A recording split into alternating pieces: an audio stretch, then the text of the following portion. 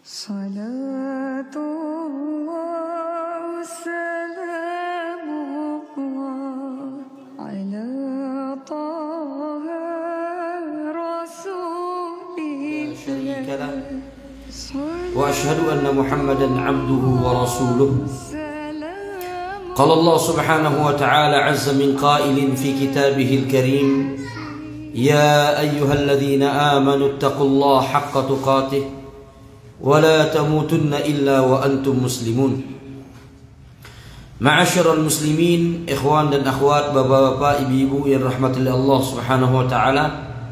Alhamdulillah, di tempat yang mulia ini, di waktu setelah kita melaksanakan salah satu kewajiban kita, yaitu salat maghrib berjamaah, alhamdulillah kita duduk di majlis, di antara majlis ilmu yang mudah-mudahan hal ini dapat menambah keimanan dan juga ketakwaan kita kepada Allah subhanahu wa ta'ala. Dan mudah-mudahan datangnya kita ke tempat ini benar-benar ikhlas untuk mendapatkan pahala duduk di salah satu taman di antara taman surga, yang di antara janji Nabi bagi orang yang duduk di majelis ilmu adalah doa para malaikat agar orang tersebut diampuni oleh Allah subhanahu wa ta'ala. Mudah-mudahan kita termasuk dari orang-orang yang mendapatkan doa para malaikat agar dosa-dosa kita diampuni oleh Allah subhanahu wa ta'ala, karena sebab kita duduk di majelis di antara majelis-majelis ilmu. Ikhwah dan akhwat, bapak-bapak, ibu-ibu yang dimuliakan oleh Allah, insyaallah kajian kita pada malam hari ini melanjutkan apa yang telah kita bahas di pertemuan yang lalu berkaitan tentang sirah nabawiyah, perjalanan kehidupan Nabi sallallahu alaihi wasallam. Dan insyaallah pada malam hari ini kita akan melanjutkan ke dalam subtema atau bagian tentang tajdidu Quraisyun li bina'il Ka'bah, renovasi pembangunan Ka'bah yang dilakukan oleh orang-orang Quraisy. Sebelum kita masuk kepada pembahasan itu, ikhwah dan akhwat yang dimuliakan oleh Allah, bapak-bapak sekalian dan ibu-ibu yang dirahmati oleh Allah subhanahu wa ta'ala, perlu kita ketahui, tidak ada seorang muslim pun, tidak ada seorang mukmin pun, kecuali hatinya itu tertaut, hatinya terpagut, hatinya itu begitu tergantung dengan Baitullah Ka'bah. Asal ada seorang mukmin yang imannya benar-benar, walaupun dia seorang ahli maksiat misalnya, tapi kalau dia memiliki keimanan, kita tanya kepada dia, maukah anda datang ke Baitullah? Kalau fitrahnya masih bersih, dia pasti akan mengatakan dengan sungguh-sungguh, dia akan mengatakan, saya ingin untuk datang ke Baitullah, saya ingin untuk melihat Baitullah, saya ingin beribadah di Baitullah. Kenapa hal ini terjadi, jamaah yang dimuliakan Allah?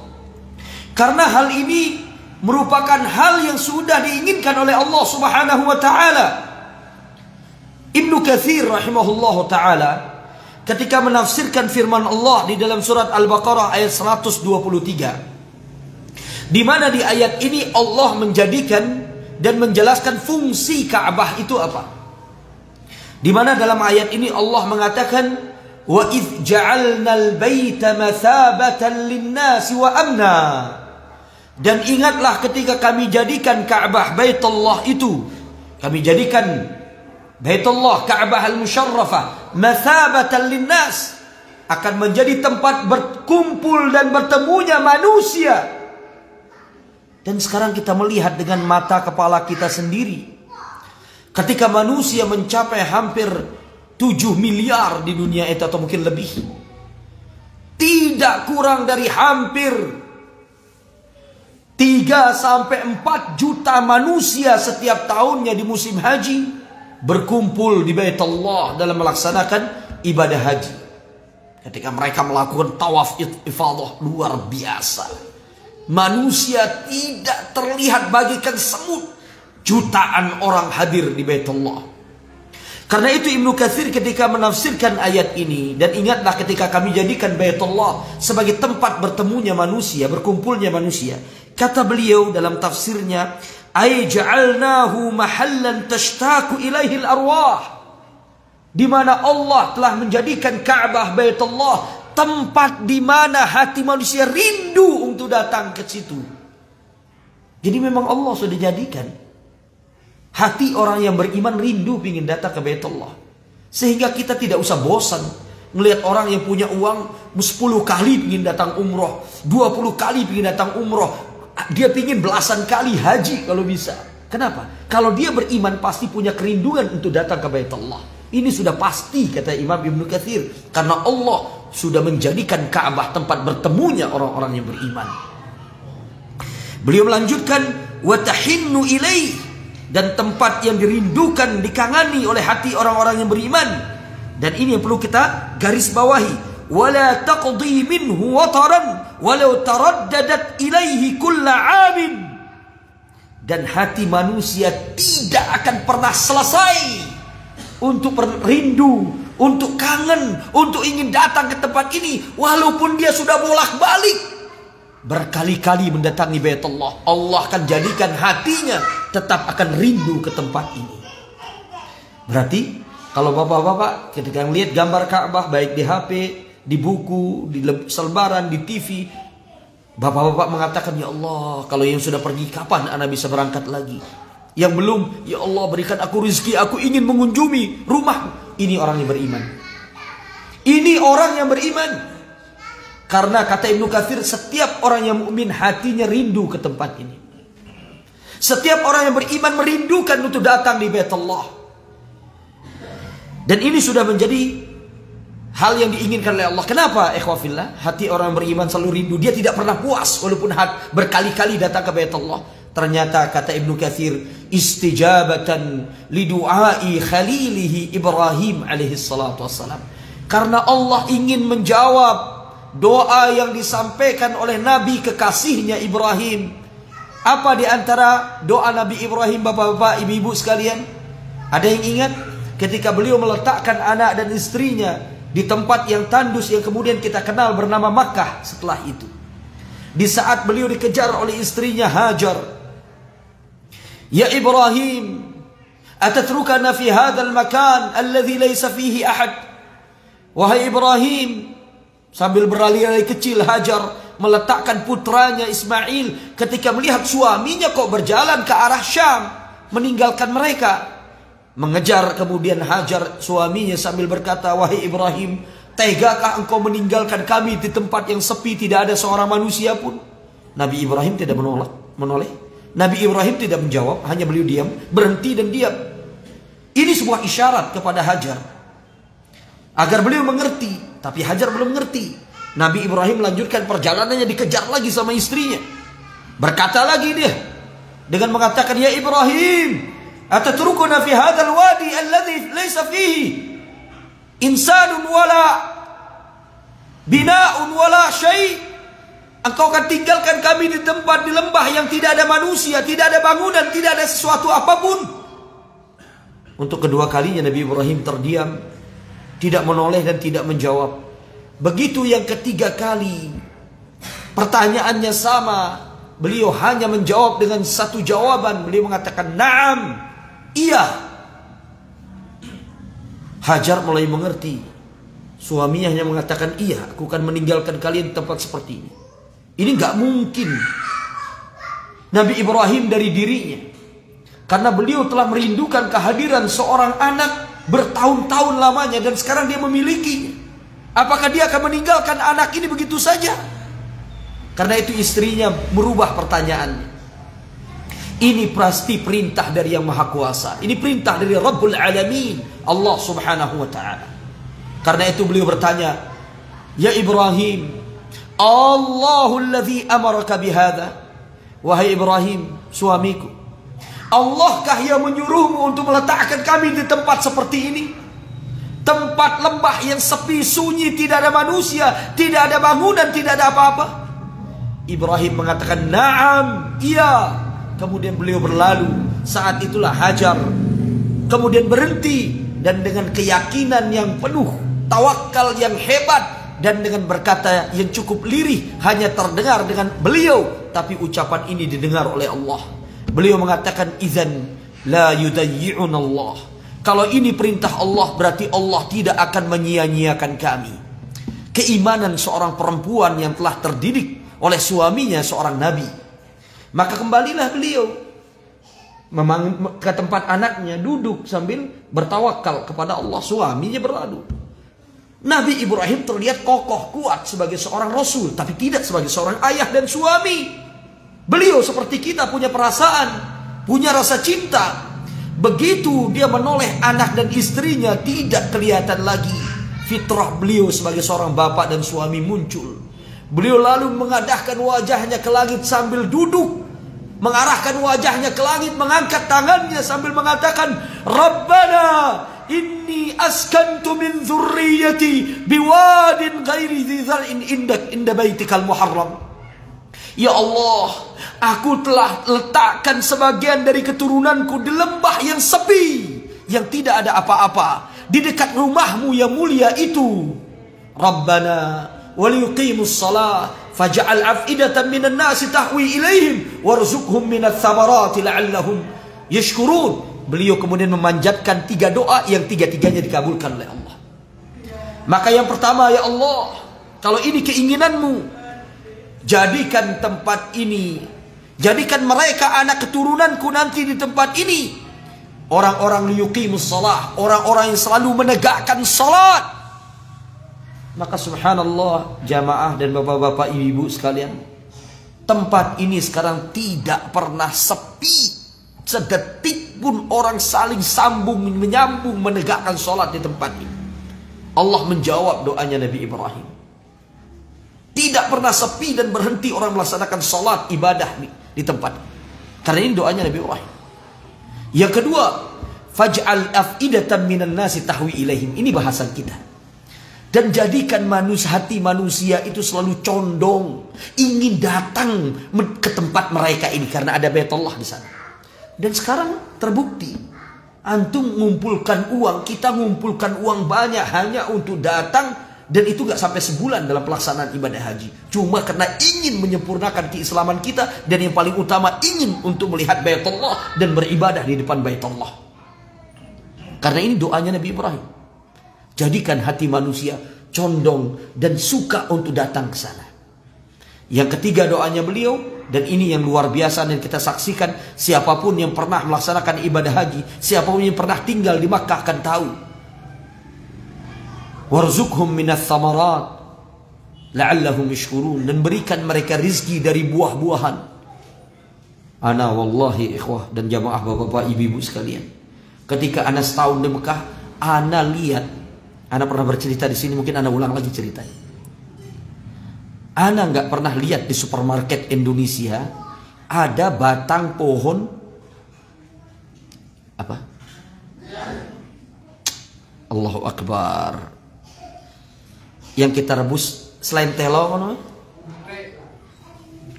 Yang daunnya hijau tuh, bapak-bapak apa namanya?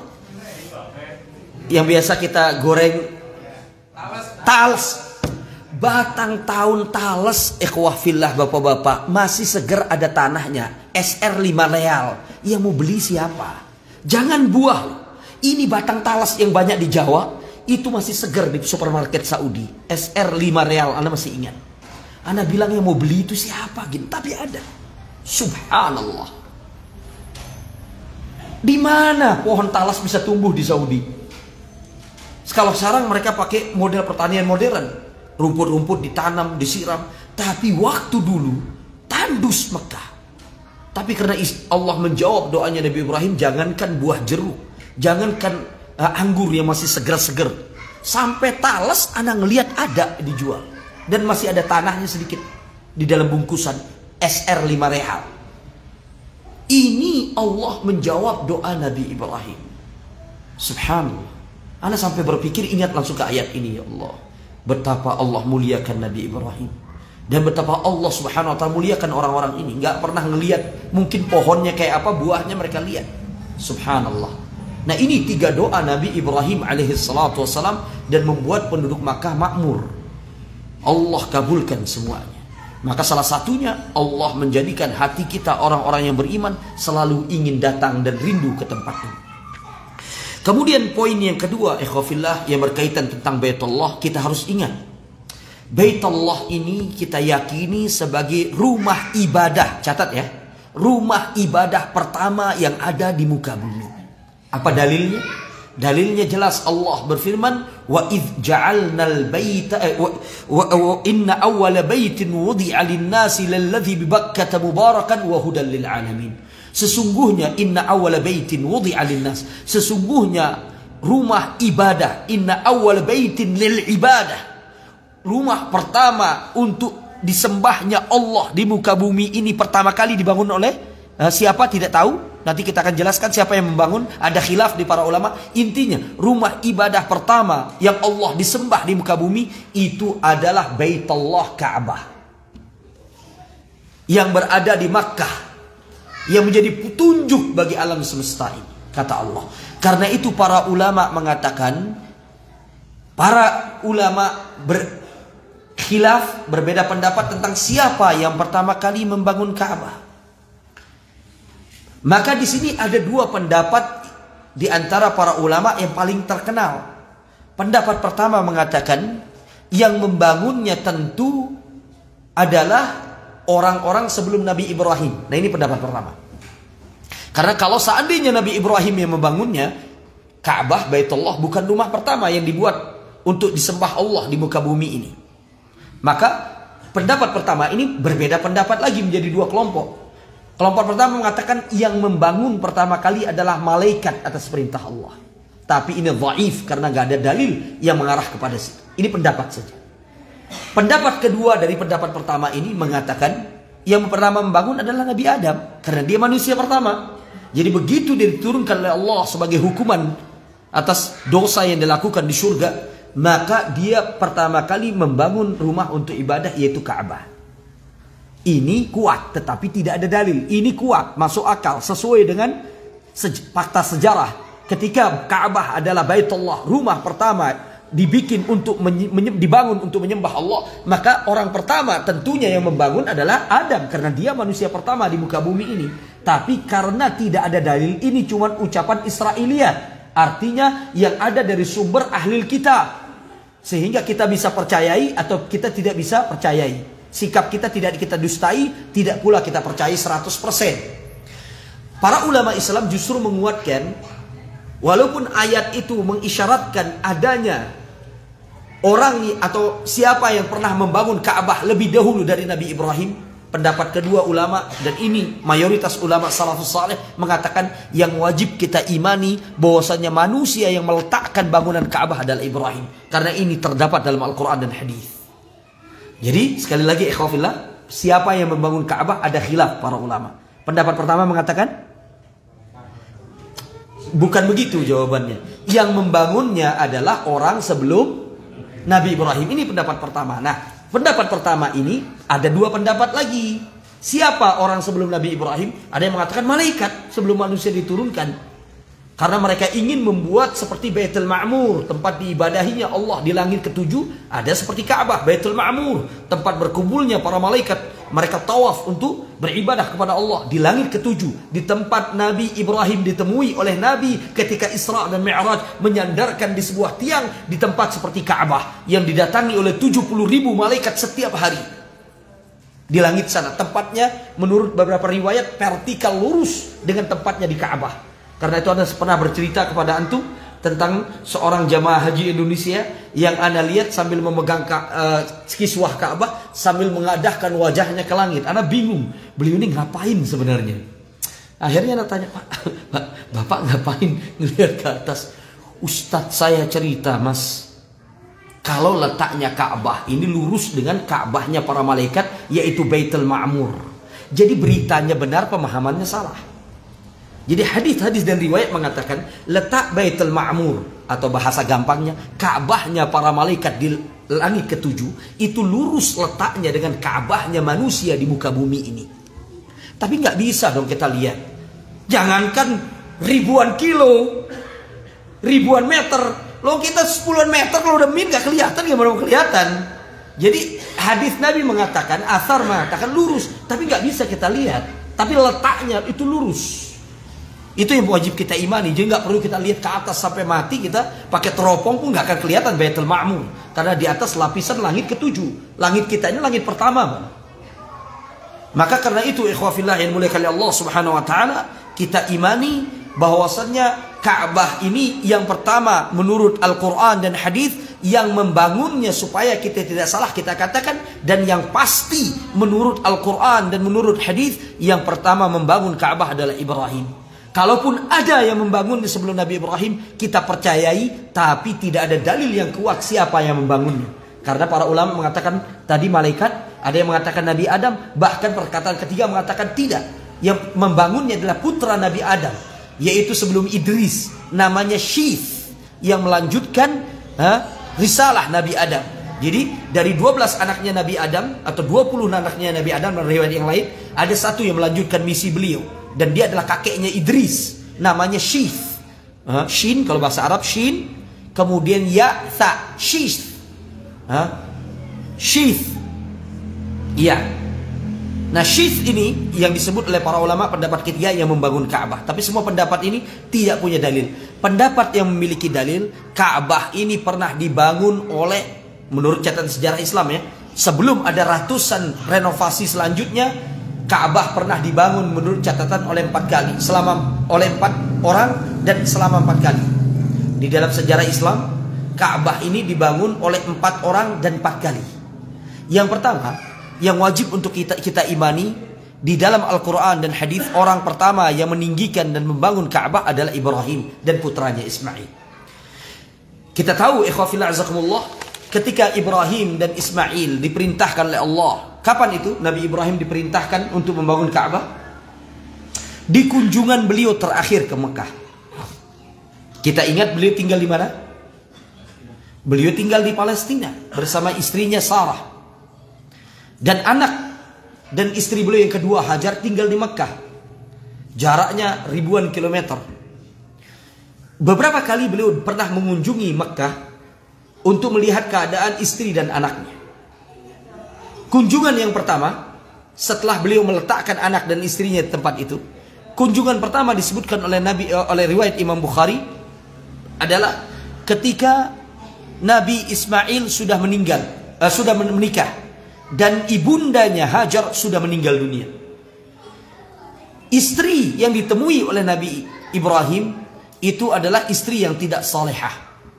Maka karena itu beliau menyuruh Nabi Ismail, berpesan agar Nabi Ismail mengganti palang pintunya, atau grendel pintunya, atau kayu penghalang pintunya, karena itu nggak bagus.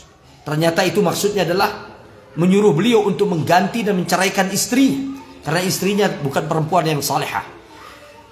Kedatangan kedua kali beliau, ternyata istrinya sudah berbeda.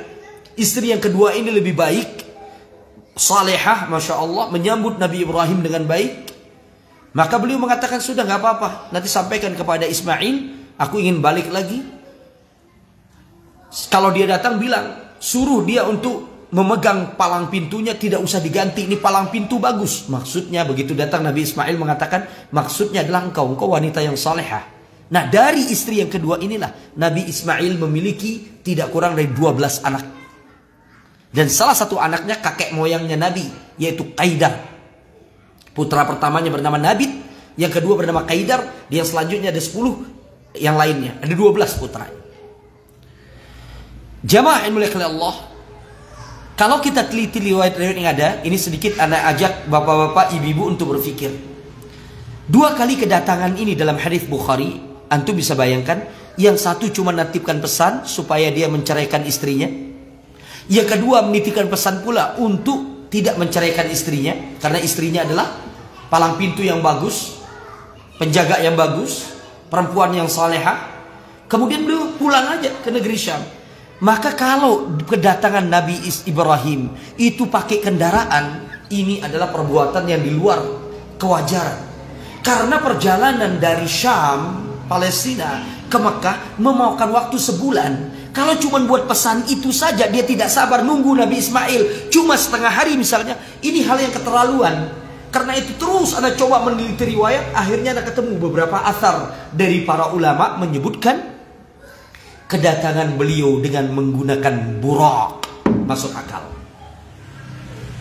Jadi datangnya beliau itu dengan burak. Ternyata burak bukan hanya kendaraan Rasulullah Sallallahu Alaihi Wasallam, tetapi beberapa nabi diberikan oleh Allah fasilitas ini untuk mereka melakukan safar apabila diperlukan. Salah satunya Nabi Ibrahim ketika datang ke Makkah, jarak hampir 1500 km, beliau hanya untuk menitipkan pesan balik lagi karena yang mengantar Buraq. Ini Anda bilang dalam hati masuk akal, walaupun ini pendapat. Sehingga supaya antum tidak aneh mendengar ada yang mengatakan Nabi Ibrahim datang, ada yang mengatakan dengan biasa, dengan onta, dengan kudanya beliau berangkat. Tapi kalau ini yang terjadi di luar nalar, karena hanya nitipkan satu pesan, dia nggak ketemu sama anaknya, dia nggak sabar nunggu walaupun 1 hari. Nabi Ibrahim alaihissalam dia balik. Ini rasanya nggak masuk di akal kita. Karena beliau rindu sama putranya, beliau ingin. Tapi karena pendapat kedua mengatakan beliau pakai buruk, santai aja. Karena tidak capek, beliau hanya menaiki buruk dan kembali ke Syam, Palestina. Nah ini lebih masuk akal. Nah kedatangan beliau yang ketiga itu kedatangan berarti yang keempat. Ya karena yang pertama mengantar Nabi Ibrahim dan Nabi Ismail dan ibunya Hajar, meletakkan mereka di situ. Kedatangan kedua ketika Nabi Ismail sudah menikah. Kedatangan ketiga menyuruh beliau untuk memegang istri. Kedatangan yang keempat dalam hadis Bukhari, itulah di saat Nabi Ibrahim kemudian bertanya kepada istrinya Nabi Ismail, "Kemana Ismail, putraku?" Dia sedang memperbaiki busur panahnya di bawah sebuah dahan pohon yang rindang di dekat sumur Zam-Zam. Beliau sedang memperbaiki busur panahnya. Saat itulah ayahnya itu datang. Kata hadis, "Fasana'a Ibrahim ma yasna'ul ab li waladihi." Kedatangan terakhir yang keempat itu, disitulah Nabi Ibrahim melakukan apa yang dilakukan oleh bapak apabila bertemu anaknya yang sudah tidak lama ketemu. Beliau memeluk erat putranya, lama tidak melepas. Nabi Ismail pun memahami isyarat ini. Beliau memeluk ayahnya lama, seolah-olah maksudnya ini adalah, wahai anakku, ini pertemuan kita terakhir. Karena itu beliau memeluk Nabi Ibrahim Ismail lama, Nabi Ismail pun memeluk beliau lama. Setelah itu beliau duduk, dan saat itulah, di saat beliau berbincang-bincang, Nabi Ibrahim membuka pembicaraan. "Ya bunayya, innallah amarani an abni baitahu." Allah sudah menyuruhku untuk membangun rumahnya. Jadi sekali lagi, di kedatangan beliau yang keberapa?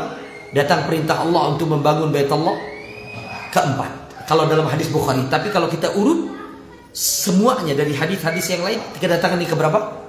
Ada satu yang dilompati. Kelima dengan masuknya penyembelih. Tapi di hadis Bukhari penyembelihan nggak dimasuk. Maka kalau kita total dengan riwayat yang lain, Nabi Ibrahim pernah 5 kali datang ke Mekah. Yang pertama kali meletakkan anak istrinya, kedua kali perintah untuk menyembelih Nabi Ismail di saat usia beliau antara 10 atau 13 tahun. Kedatangan ketiga atau kedua dalam hadis Bukhari ketika beliau sudah dewasa dan menikah. Kedatangan ketiga dalam hadis Bukhari, keempat keseluruhan ketika menemukan istri yang kedua yang salehah. Kedatangan kelima atau yang keempat dalam hadis Bukhari memerintahkan untuk membangun Baitullah. Maka saat itulah Nabi Ismail dengan semangat mengatakan, "Na'am ya abati, sa'inuka ala dzalika." Aku akan membantumu dalam tugas ini. Ini perintah Allah, aku akan membantu. Aina nabni Baitullah. Di mana Allah menyuruh kita membangun rumah? Nabi Ismail beliau mengatakan, "Aku tidak tahu anakku, tapi Allah menyuruh kita membangun Baitullah di dekat sini." Dalam kondisi beliau mengatakan itu, aku disuruh membangun di sini, tapi letaknya aku tidak memahaminya. Saat itulah di hadis riwayat Imam Baihaqi dan Tabrani dijelaskan Allah mengirimkan angin yang begitu kencang, yang angin ini bentuknya seperti ular, saling susul menyusul, meniup tanah tempat depan mereka berdiri di dekat Zam-Zam. Kemudian tanahnya tersapu bersih. Kemudian yang terjadi, kelihatanlah pondasi bangunan Baitullah. Dan ini yang menguatkan pendapat sebagian orang dalam pendapat pertama yang mengatakan Nabi Ibrahim merenovasi, bukan orang pertama. Karena letak bangunan Ka'bah itu terlihat.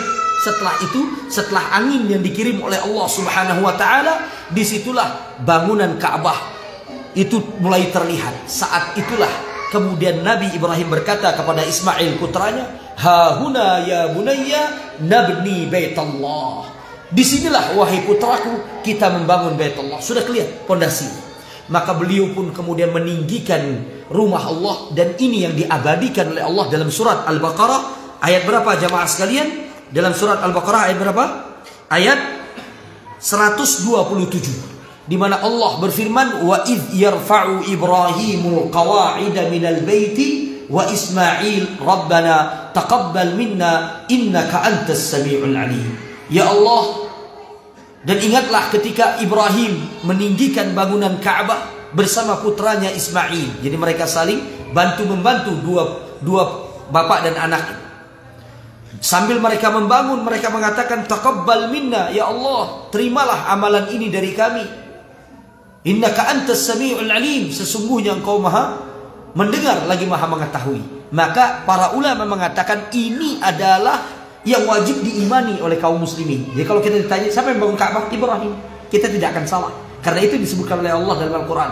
Adapun kalau kita lebih detail, kita ceritakan orang. Walaupun begitu, ada pendapat yang mengatakan ada Ka'bah ini sudah ada sebelum Nabi Ibrahim. Hancurnya kenapa? Kata para ulama, pendapat pertama nih, hancurnya Ka'bah karena apa? Karena topannya banjir bandangnya Nabi Nuh. Banjir bandang Nabi Nuh menyapu dunia, termasuk Ka'bah itu hancur. Nah, hancurnya ini membuat pondasinya hilang. Pondasi inilah yang tadi disebutkan oleh riwayat yang Anda sebutkan, yang diperlihatkan. Maka disitulah beliau kemudian membangun Baitullah. Tetapi bangunan yang dibangun oleh Nabi Ibrahim, Baitullah itu belum berbentuk Ka'bah. Ingat, harus kita pisahkan kalimat Ka'bah dengan Baitullah. Kalau kita berbicara tentang pembangunan Nabi Ismail dan Ibrahim ayahnya, kita harus mengatakan jangan sebut Ka'bah. Kita harus menyebutnya dengan sebutan Baitullah karena bentuknya seperti huruf D, belum berbentuk Ka'bah. Ka'bah itu adalah bangunan seperti kursi ini, meja ini. Bangunan seperti masjid ini namanya Ka'bah. Semua bangunan persegi 4 itu dalam bahasa Arab disebut Ka'bah. Dan Baitullah di zaman Nabi Ibrahim bentuknya liter D, kayak huruf D kapital kita. Di sini kotak, di sininya berbentuk lonjong seperti ini. Nanti berbentuk kotak, Anda akan jelaskan sejarahnya kenapa orang Quraisy menjadikannya kotak, menjadikannya berbentuk Ka'bah. Baitullah merubah menjadi Ka'bah di zaman orang-orang Quraisy ada sebabnya. Nanti kita akan jelaskan. Intinya, rumah yang dibangun oleh Nabi Ibrahim bentuk pertamanya berbentuk D, lonjong, persegi 4 di ujung sini, kemudian lonjong seperti ini. Satu. Yang kedua, bentuk bangunan Nabi Ibrahim memiliki 2 pintu. Pintu di sini, pintu di sini, persis seperti masjid kita ini. Ini kita anggap nggak ada pintu, tapi pintunya di depan, di belakang sini. Ini pintu masuk, ini pintu keluar. 2. Ketiga, bangunan Nabi Ibrahim, Ka'bah itu menempel bangunannya dengan tanah. Jadi tidak tinggi, menempel di tanah. Berbentuk D.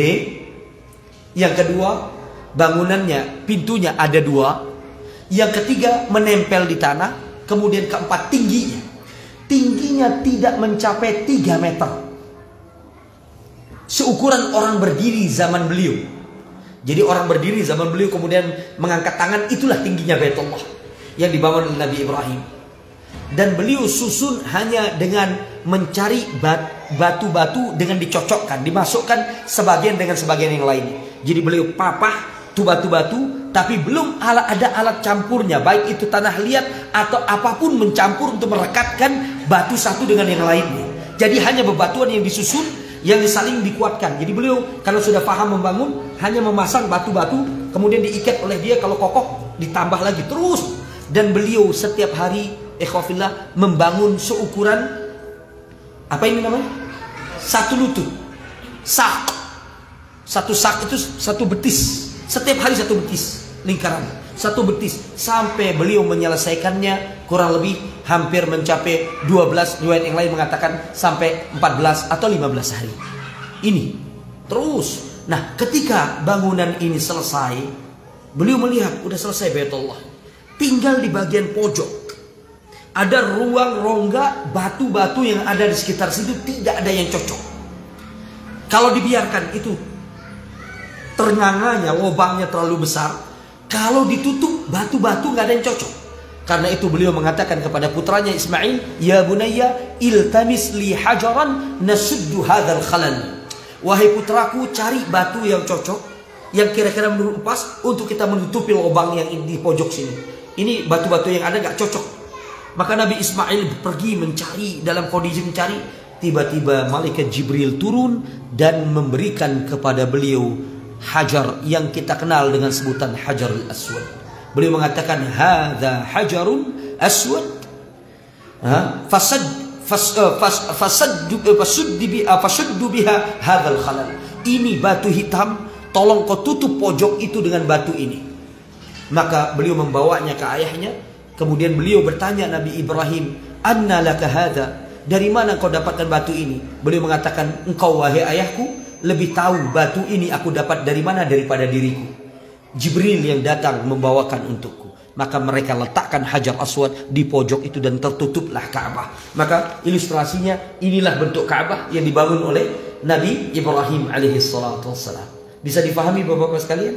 Bisa dibedakan? Jadi di zaman Nabi Ibrahim, Baitullah tidak disebut Ka'bah karena bentuknya masih belum Ka'bah. Ingat Ka'bah dalam bahasa Arab, kullu bina'in murabba'in tawilin fahuwa Ka'bah. Semua bangunan, kata Imam Nawawi, Ka'bah disebut Ka'bah karena bentuknya ketika direnovasi oleh orang Quraisy persegi 4. Jadi mereka mengeluarkan lonjongan D, dipotong oleh orang Quraisy, dan itulah tempat yang kita kenal sekarang di pagar tembok ukuran setengah badan yang melingkar, yang kita kenal dengan sebutan Hijr Ismail. Maka mulai semenjak pembangunan Quraisy itu, Baitullah lebih akrab di lisan mereka dengan sebutan Ka'bah. Bisa difahami jemaah sekalian? Ya, kita azan, baru setelah itu Anda ceritakan mungkin setengah jam kisah tentang renovasi Ka'bah. Fokus. Pak Mono, kita sholat dulu apa lebih enaknya kita ini? Pendapat antum? Lanjut ya, komat. Lebih enak, senang itu.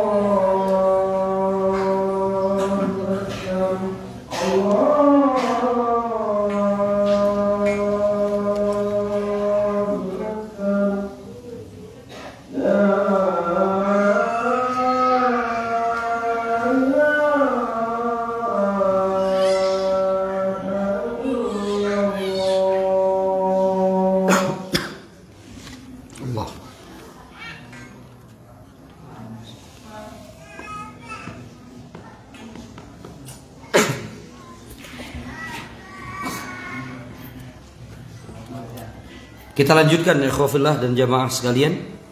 Ini pembangunan pertama yang wajib kita imani sesuai dengan Al-Quran dan hadis adalah pembangunan yang dilakukan oleh Nabi Ibrahim dan putranya Nabi Ismail.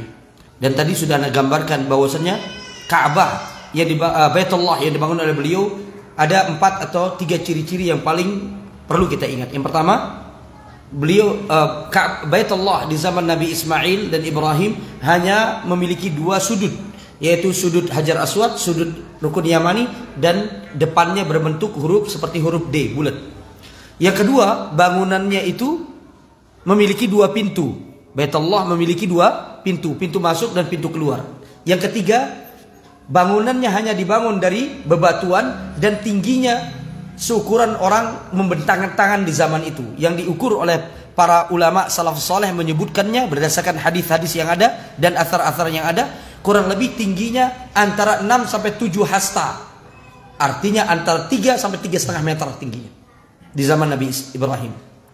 Dan yang paling terakhir yang paling perlu kita ingat, biduni sakfin, dan Baitullah yang dibangun oleh Nabi Ibrahim tanpa atap.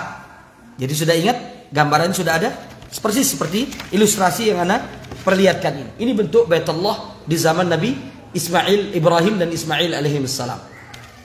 Setelah berlangsung selama berabad-abad bangunan Baitullah ini dan tidak ada perombakan, dan kalaupun ada perombakan hanya renovasi tanpa membugar total bangunannya, dan itu sudah puluhan kali terjadi.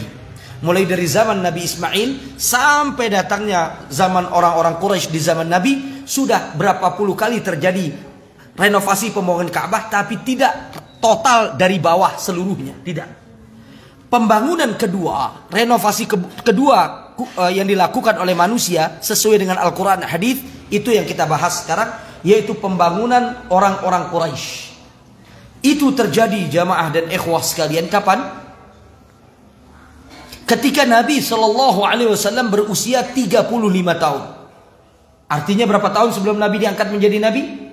5 tahun sebelum Nabi diangkat menjadi Nabi oleh Allah, peristiwa ini terjadi. Dan ini wajib kita imani. Renovasi kedua, pembangunan pemugaran total Ka'bah, itu terjadi kedua oleh orang-orang Quraisy. Ketika Nabi berusia 35 tahun, 5 tahun sebelum beliau diangkat menjadi Nabi. Apa penyebabnya? Nah, ini penting. Kenapa orang Quraisy ingin merenovasi total pembangunan Ka'bah, merobohkannya dan membangun ulang? Penyebabnya ada 2 disebutkan oleh para ulama ahli sejarah. Yang pertama, penyebabnya jamaah yang dimuliakan oleh Allah Subhanahu wa taala adalah banjir yang menyerang kota Makkah. Kita tahu Makkah itu berada di sekitarnya perbukitan, sehingga bentuknya dia persis seperti lempengan meja ini. Ini bukit, ini bukit, ini bukit. Sehingga seluruh air yang turun itu akan menumpuk di bawah kota. Akhirnya bangunan Ka'bah yang tadinya hanya bebatuan, itu sebagiannya roboh dan jatuh. Ini pendapat pertama. Pendapat kedua, selain itu kata mereka, atau hal kedua yang mendukung kenapa terjadinya renovasi oleh orang-orang Quraisy, yang kedua, karena Ka'bah ini tanpa atap, beberapa kali ada orang yang mencuri harta peninggalan Baitullah. Di situ ada emas, di situ ada piring, di situ ada barang-barang peninggalan yang mahal milik Nabi Ibrahim dan Ismail. Itu dicuri oleh beberapa orang pencuri. Karena Ka'bah tanpa penutup. Hal ini membuat orang-orang Quraisy ingin melakukan renovasi pembangunan total. Tetapi mereka takut untuk memulai pembangunannya. Kalau antum ditanya kenapa mereka takut? Untuk merusak Ka'bah ini, mereka ingin untuk membangun, tapi takut untuk merusaknya. Kenapa mereka takut, jemaah sekalian?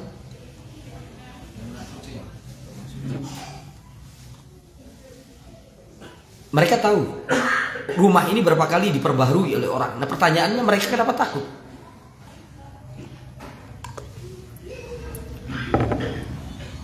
Karena mereka masih mengingat peristiwa 35 tahun yang lalu, di mana ada seorang yang dengan kekuatan besar, 60.000 orang dia bawa, 14 gajah dia bawa dari Yaman untuk menghancurkan Ka'bah. Dia belum menghancurkan Ka'bah, belum masuk ke Mekah, Allah binasakan, yaitu Abraha.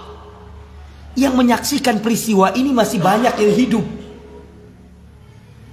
Sebagian mereka masih berusia 10 tahun, 20 tahun. Sekarang usia mereka sudah 50 tahun ketika akan renovasi. Saksi sejarahnya masih banyak. Peristiwa Abraha ini memberikan dampak efek yang sangat luar biasa bagi orang Quraisy. Mereka ingin renovasi, takut untuk menghancurkan. Mereka sebagian mengatakan, jangan coba-coba, walaupun kita ingin untuk berniat baik, jangan coba-coba. Abraha datang, Allah hancurkan. Apalagi kita, dia belum menghancurkan loh, baru ingin, Allah hancurkan pasukannya.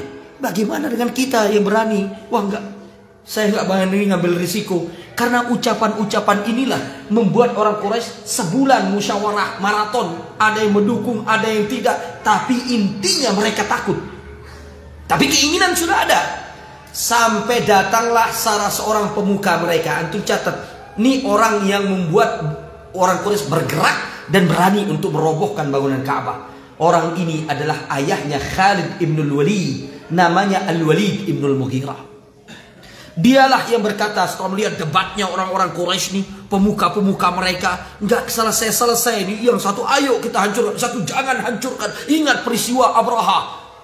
Akhirnya dia datang dengan mengatakan, ayyuhan nas, aturidun al-isah am turidun al-islah?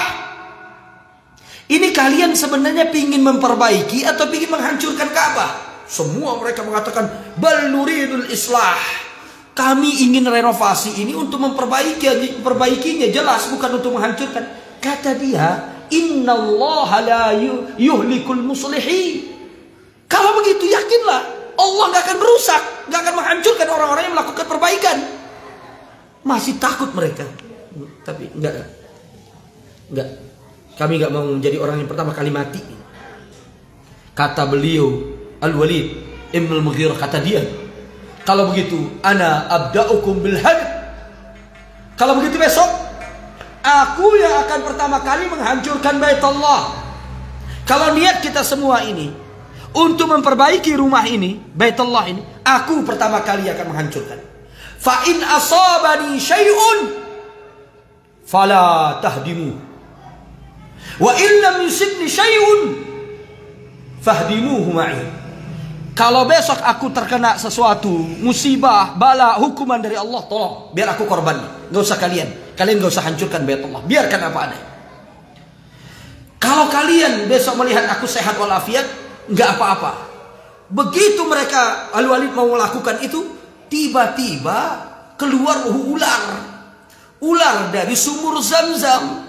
Yang setiap kali ular ini orang Quraisy ingin mendekat, dia kemudian duduk di bangunan yang runtuh, di sisi yang runtuh dari bangunan Ka'bah, bebatuannya, dia nangkring di situ dari pagi sampai menjelang matahari terbenam. Tidak ada yang dekat kecuali dia membuka mulut begitu. Orang Quraisy mengatakan ini tanda Allah tidak mengizinkan kita.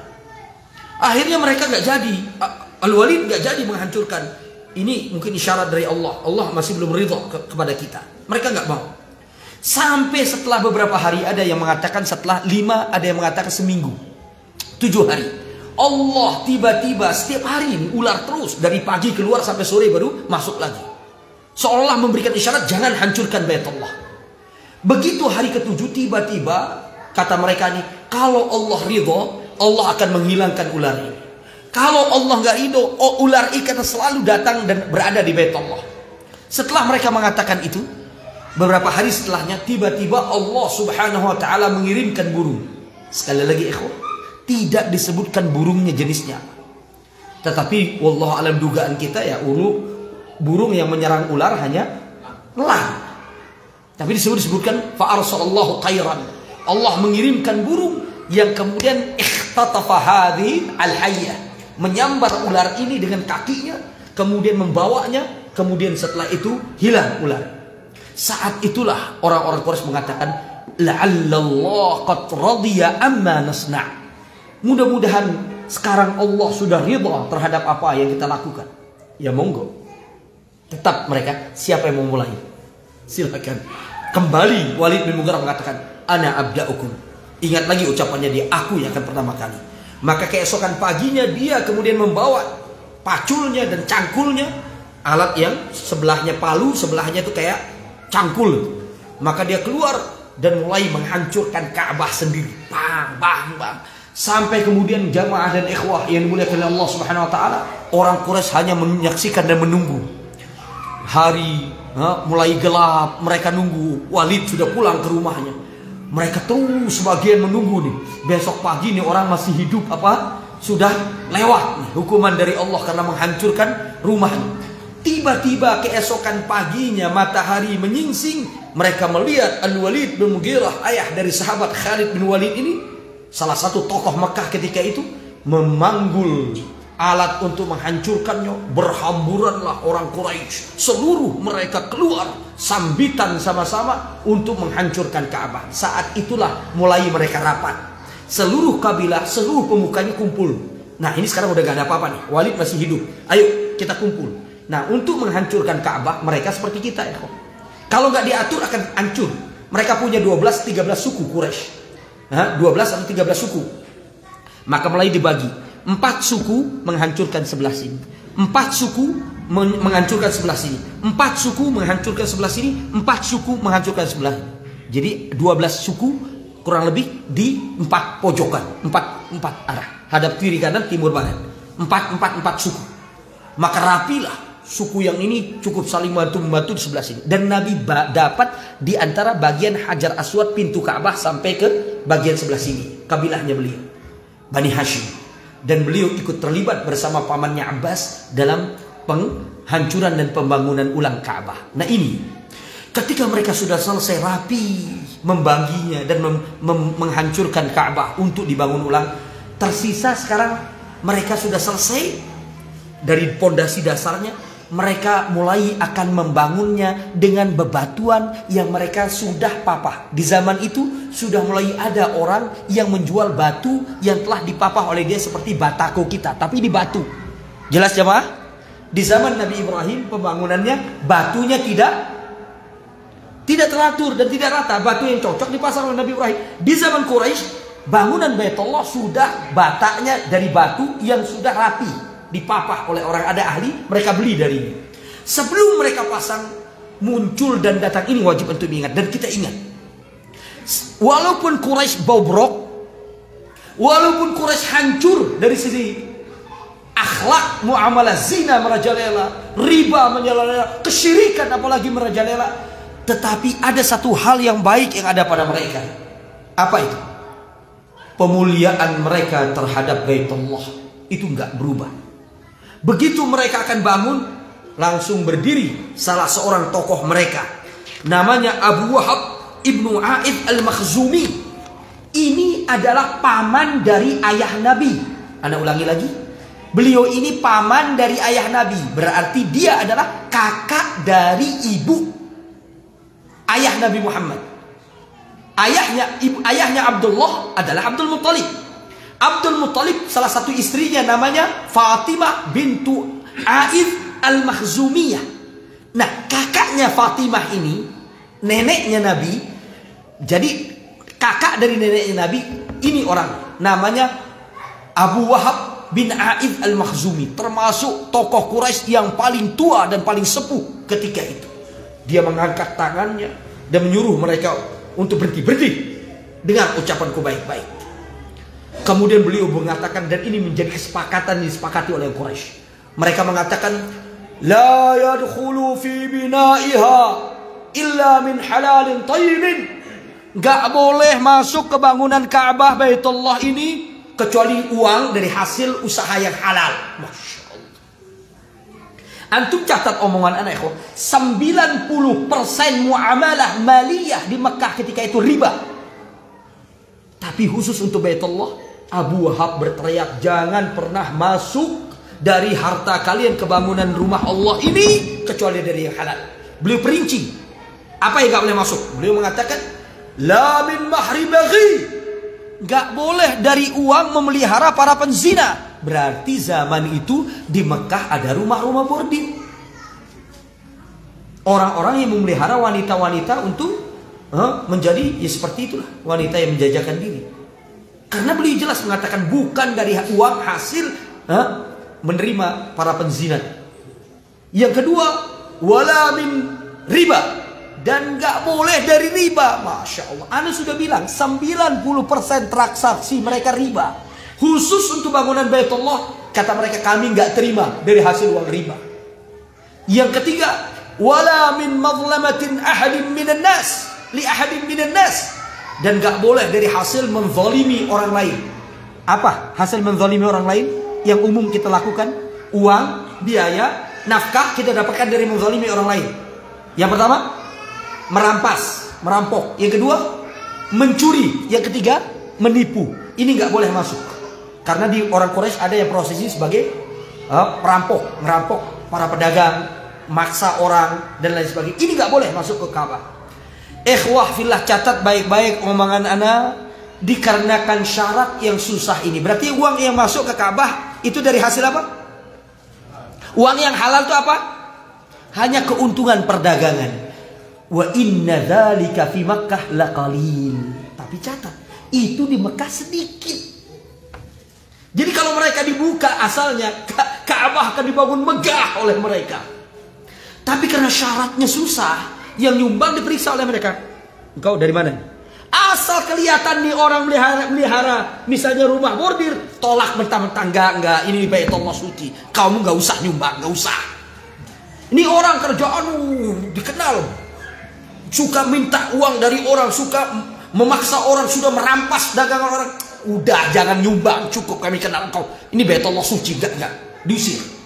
Karena kekurangan nafkah, kata para ulama, walikillatin nafaqah. Karena syarat yang kuat ini, Quraisy kekurangan nafkah.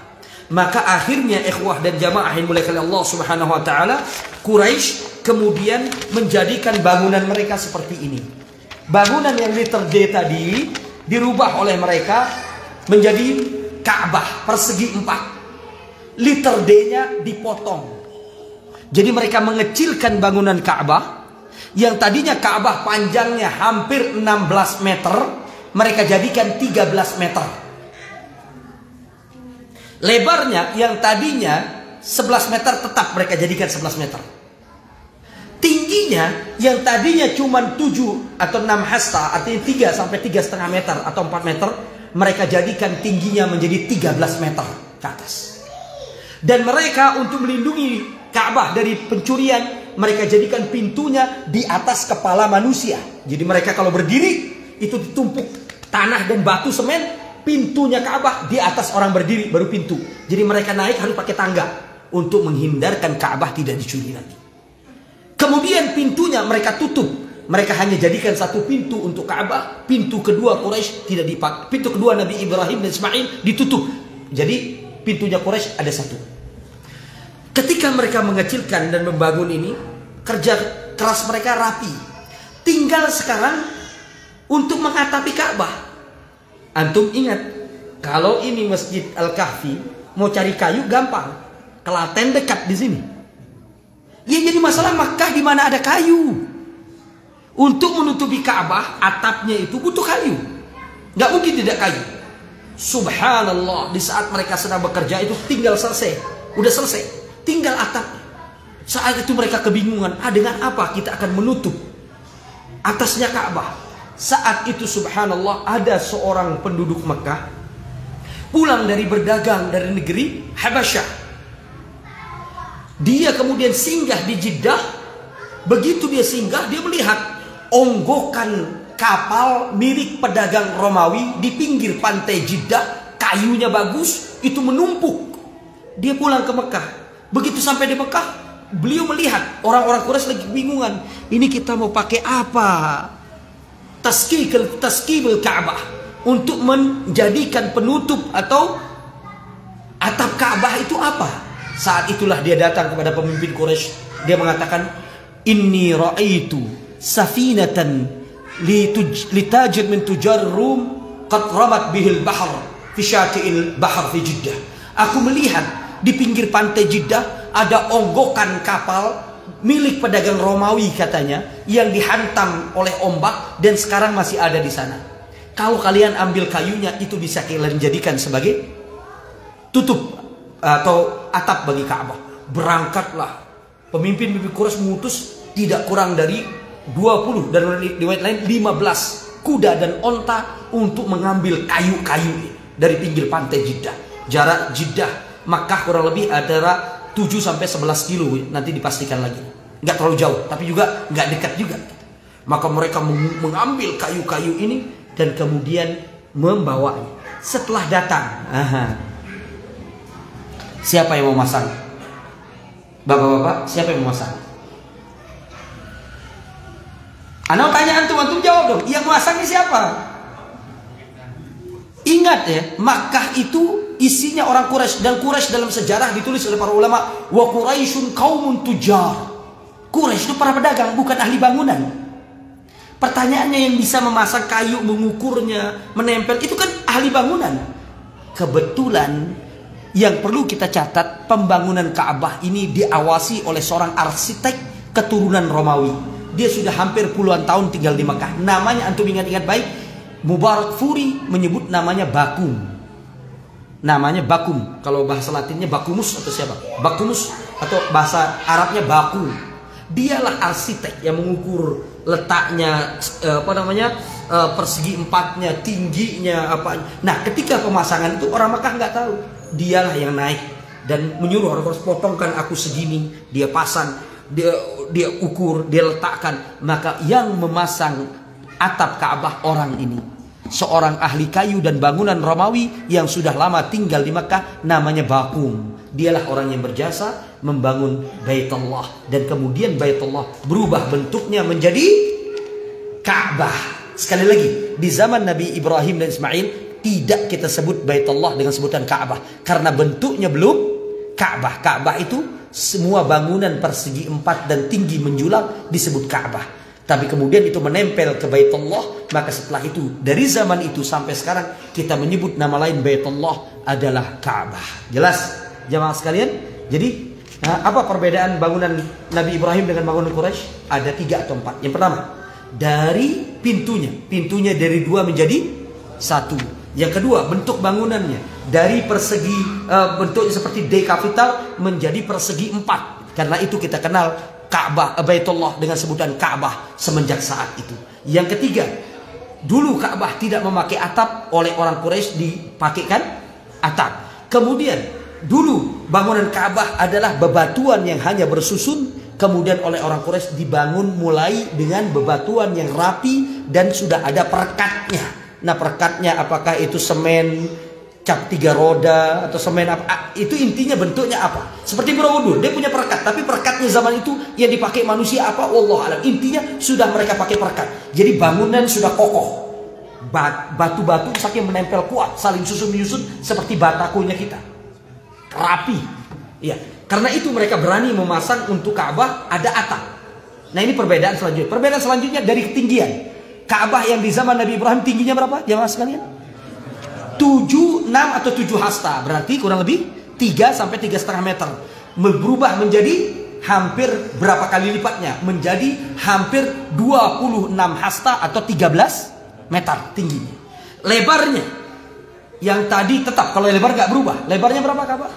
Yaitu 22 atau 23 hasta, yang berubah menjadi 11 meter kalau kita meterkan. Sementara panjang yang tadinya kurang lebih 26 meter, tadi 16 meter berubah menjadi, setelah dibangun oleh orang Quraisy dengan tidak dimasukkannya Hijr Ismail, dipotong sedikit, maka lebar panjangnya ke sini dari 16 meter berubah menjadi 13 meter atau 26 hasta. Nah, inilah perbedaan antara bangunan Ka'bah di zaman Baitullah di zaman Nabi Ibrahim dan Ka'bah atau Baitullah yang dibangun dan direnovasi oleh orang-orang Quraisy. Nah, setelah selesai semua pembangunan, tinggal satu permasalahan terjadi di mereka, dan ini sudah kita ketahui bersama, yaitu tentang peletakan Hajar Aswad. Saat itulah jamaah yang dimuliakan Allah Subhanahu wa taala, para ulama menyebutkan, ahli sejarah dan sirah nabawiyah, begitu mereka sudah selesai membangun Ka'bah dan mereka ridho dengan pembangunan lebih kecil tapi dari harta yang halal tadi, tinggal permasalahan satu, memindahkan Hajar Aswad ke tempatnya, ke pojok tempatnya. Maka terjadi khilaf, perbedaan orang Quraisy. Kabilah yang mengatakan kami yang lebih berhak, kabilah itu mengatakan kami yang lebih berhak. Nah, pertanyaannya, berapa lama kabilah-kabilah itu bertikai dan berselisih? Para ulama, di antaranya Ibnu Ishaq, Ibnu Hisham menyebutkan mereka berselisih antara 3 sampai 4 malam. Yang tidak diperselisihkan 3 hari. 3 hari ini mereka gontok-gontokan. Sekelompok orang memasukkan tangannya ke minyak wangi. Mereka bersekutu. 12 suku Quraisy ini terbagi 2. 6 atau 5 suku di kubu ini, 6 dan 5 suku yang lain di kubu sebelahnya. Kubu sebelah itu memakai darah untuk mereka masukkan tangan mereka ke dalam darah, dan mereka mengatakan kita yang lebih berhak untuk memindahkan Hajar Aswad. Kelompok yang kedua pakai minyak wangi. Dan kebetulan subhanallah, Allah selalu pilihkan nabi dan kabilahnya hal yang baik. Bani Hashim memilih untuk memasukkan tangannya bergabung dengan orang-orang kelompok kabilah yang memasukkan tangannya ke minyak wangi. Maka mereka mengatakan kita yang berhak. Dalam kondisi seperti ini muncullah salah seorang sesepuh mereka. Siapa orang ini? Ikhwafillah yang dimuliakan oleh Allah Subhanahu wa taala. Orang ini kemudian datang dengan mengatakan liyaqdi wa liyahkum fikum awwal dakhilin ila al-masjid. Abul Mughirah Ibnu Wahab Al-Makhzumi mengatakan kepada mereka, yang akan menjadi hakim dan memutuskan perkara kalian, orang yang pertama kali datang ke masjid ini, datang ke tempat ini. Ikhwafillah azakumullah, antum dengar baik-baik ucapan anak. Semua ulama menuliskan kepada kita, tidak sering waktu itu Nabi datang ke Ka'bah, karena beliau bukan seorang Nabi untuk sholat, untuk apa, belum menerima wahyu. Tapi Allah menginginkan kebaikan untuk Rasulullah SAW. Tanpa beliau ketahui, tanpa beliau tahu ada kesepakatan seperti itu, Allah bimbing beliau untuk datang di pagi hari itu. Tiba-tiba aja datang beliau, seolah-olah ada yang menyuruh. Beliau datang berangkat dari rumahnya di pagi hari, di saat belum ada perintah untuk sholat. Beliau setelah jadi Nabi sering tiap hari datang ke Ka'bah, baik malam atau pagi hari. Tapi sebelum jadi Nabi tidak. Bukan waktu-waktu seperti itu. Tapi subhanallah, pagi itu Allah seolah-olah ingin membimbing manusia untuk menunjukkan ini manusia dipersiapkan untuk menjadi seorang Nabi. Untuk menarik perhatian mereka. Nanti setelah jadi Nabi ini, orang dulu pernah mempersatukan kabilah Quraisy yang hampir berperang. Dan dengan cara yang sangat simpel dan sederhana. 4 malam 3 hari Quraisy hampir berperang. Gak ada pun jalan keluar. Banyak orang pintar ditutup oleh Allah jalan pikiran mereka. Kata para ulama, untuk Allah angkat Nabi supaya mereka nanti ketika beliau jadi Nabi ingat, nih orang dulu pernah dengan caranya menyelesaikan pertikaian dengan cara yang sangat gampang dan sederhana. Bisa menyatukan orang-orang Quraisy. Maka kemudian Nabi masuk. Begitu Nabi masuk, mereka lihat hunaka dakhil. Berarti dari riwayat yang kita baca ini jelas Quraisy sebagian ditugaskan bergadang. Karena kalau nggak ada yang bergadang, nggak tahu mereka ada yang masuk siapa pertama kali. Bergadang sebagian. Siapa nih yang pertama kali masuk? Siapa ini? Mereka nggak tidur.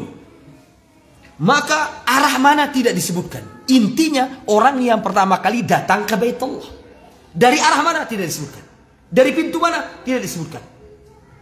Maka begitu ada orang yang datang pertama kali ke Baitullah di pagi hari seperti ini, sebelum matahari terbit, semua mereka yang tadi bersembunyi keluar. Ada orang, kita lihat. Pas mereka dekat, hadza amin, radaina bil amin, hadza Muhammad radaina bihi. Ya, ternyata orang yang terpercaya nih, Muhammad, kami ridho kalau Muhammad yang memutuskan perkara. Nabi, ibarat bahasa kita, melihat ke kiri kanan, ada apa nih, kok orang semua pada teriak dan mengatakan hadzal amin radaina bihi, ini manusia terpercaya, kami ridho. Begitu beliau diceritakan, oh begitu masalahnya, baik, panggil dulu seluruh kabilah-kabilah Quraisy, panggil. Begitu agak terang, matahari terang di pagi hari, Nabi mengatakan, atuni ridaakum, berikan aku surban kalian. Ya Allah, dengan gampangnya Nabi. Beliau kemudian mengambil Hajar Al-Aswad, meletakkannya di atas rida tersebut. Beliau mengatakan, waliyataqaddam min kulli qabilatin rajulan waliyarfa hadzal rida. Ayo maju, satu orang setiap kabilah, kepala sukunya maju, kata Nabi. Dan sama-sama megang dan mengangkat ujung-ujungnya aja. Ya, jadi semuanya terlibat. Pikiran ini nggak ada. 3 hari 4 malam mereka mau berpikir, nggak ada yang berpikir seperti ini. Nabi dengan cara yang sederhana. Akhirnya mereka semua tertawa, bergembira, bangga karena semua terlibat dan semua suku berteriak, wah ini Muhammad, katanya bagus. Begitu sampai ke tempatnya, tanpa nunggu perintah, Nabi ambil dengan tangan beliau yang mulia, fawadha al-hajar al-aswad fi makanihi. Beliau meletakkan hajar aswad di tempatnya. Selesailah pertikaian ini. Pelajaran penting sekali lagi. Udah 3 kali, 4 kali, 5 kali Anda katakan. Peristiwa ini kata para ulama, liyulfital anzar Quraisy li hadzal rajul alladhi sayakunu nabiyyan li akhir al-anbiya wal mursalin. Kata para ulama, pelajaran besar dalam kasus ini adalah manusia ingin dicuri perhatiannya oleh Allah kepada Muhammad yang Allah siapkan untuk menjadi nabi terakhir. Ini pelajaran penting, supaya mereka nanti seolah-olah mengatakan, dulu orang ini menyatukan orang Quraisy yang bertikai selama 3 malam. Maka ketika dia jadi nabi, dia akan menyatukan seluruh bangsa Arab. Dan itu terjadi. Inilah ikhwah fillah hikmah yang besar dalam pembangunan Quraisy. Ini yang bisa kami sampaikan, ikhwah fillah azakumullah. Mudah-mudahan bisa bermanfaat. Dan sebelum kita akhiri, ada hal yang perlu Anda sampaikan karena ini penting. Dan ini menjadi keinginan Nabi, ternyata tidak sempat beliau lakukan. Ketika Nabi menaklukkan kota Makkah, Aisyah pernah nanya sama Nabi, wahai Nabi, benarkah orang-orang Quraisy mengurangi bangunan Ka'bah? Nabi mengatakan, benar Aisyah. Laula anna qaumaki hudatsa'u ahadin bikufrin, dalam hadis Bukhari dan yang lain. Benar wahai Aisyah. Kalau bukan kaummu baru saja masuk Islam nih, Fathu Mekah, orang Makkah masuk Islam semua, la ja'altu bina'aha kabina'i Ibrahim wa Ismail alaihi wassalam. Aku akan menjadikan bangunan Ka'bah sebagaimana bangunan Nabi Ibrahim alaihi salatu wassalam. Maksudnya memasukkan hijr Ismail ke bagian bangunan Ka'bah, menjadikan Ka'bah 2 pintu, menjadikan Ka'bah itu tidak di atas pintunya, tapi di bawah menempel dengan tanah, persis seperti bangunan Nabi Ibrahim. Walaupun bedanya tetap Nabi akan meletakkan untuk Ka'bah apa? Atap, karena akan menghancurkan kalau enggak ditaruh. Nah, keinginan ini tidak sempat terjadi karena masalahnya masalah dakwah, kata para ulama. Merubah Ka'bah hal yang penting, tapi mempertahankan keimanan manusia lebih penting. Ini hikmah dakwah yang diajarkan Nabi kepada kita semua, sehingga kita tidak gegabah untuk menyampaikan sesuatu yang tidak pada tempatnya. Ingat, membenarkan bentuk Ka'bah itu hal yang wajib, tapi menjaga keimanan manusia untuk tidak murtad itu lebih besar dalam Islam. Karena itu Nabi mengatakan, kalau bukan kaum baru saja masuk Islam, aku akan merubah sekarang bangunan Ka'bah sesuai dengan bangunan Ibrahim dan Ismail alaihissalam. Dan ternyata sempat dilakukan oleh cucu Abu Bakar, putra Zubair dan Asma, yaitu Abdullah ibn Zubair. Ketika dia 10 tahun berkuasa menjadi gubernur di Mekah, dia sempat membangun Ka'bah itu dalam bentuk Nabi Ibrahim. Dirobohkan bangunan Quraisy, kemudian dibangun persis seperti yang dibangun oleh Nabi Ibrahim. Bentuknya D dengan 1 pintu, bedanya beliau tetap jadikan tinggi, bedanya cuma itu saja.